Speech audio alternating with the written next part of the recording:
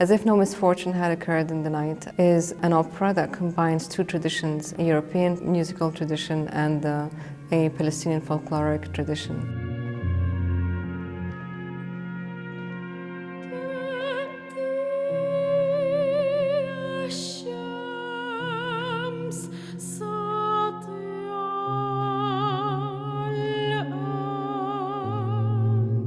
The video work is composed of Gustav Mahler's Kindertotenlieder with a Palestinian song.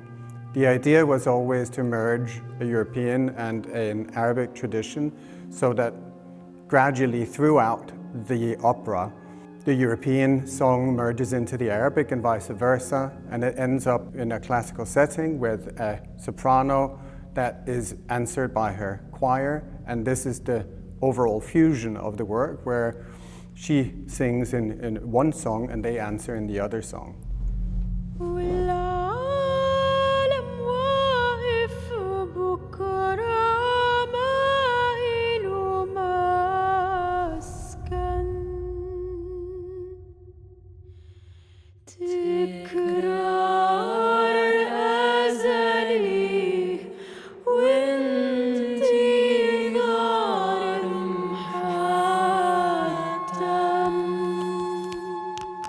And it tries to create something that's more than just a fusion, but a new space for understanding whatever's happening politically or historically in a completely different way.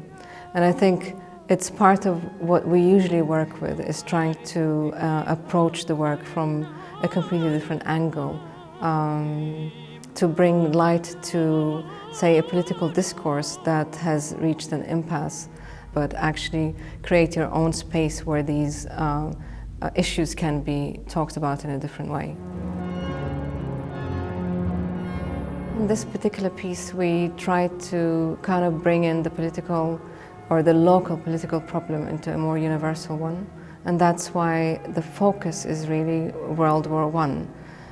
The Palestinian folkloric song actually is a song from World War I, with a mother mourning the loss of her child because her son, was drafted to fight with the Ottoman Empire. This song then became kind of a resistance song that was reappropriated every time Palestinians went through yet another trauma with the British Mandate and Israel and the Intifada afterwards. So it constantly keeps reinvented and the lyrics change. And so we decided that it's a very good song to actually use to change our own words and kind of talk about a more contemporary setup. So that became our more personal story, or a more kind of intimate story.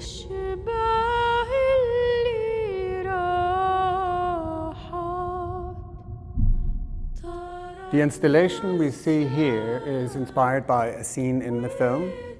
What we are doing here is that we're taking a key element of the film, namely the dyeing of the protagonist or the opera singer's dress from white to indigo blue. And we are making a room installation based on that particular color. And I discovered that 100 years ago, Palestinians, instead of wearing black like they do now when they're in mourning, they used to dye their best dresses in indigo. And that is because the color indigo is the only color that it doesn't wear off. It's a special color that can only be worn off by scraping it off. And that's kind of to symbolize that you cannot ever take the pain away, that it always stays with you.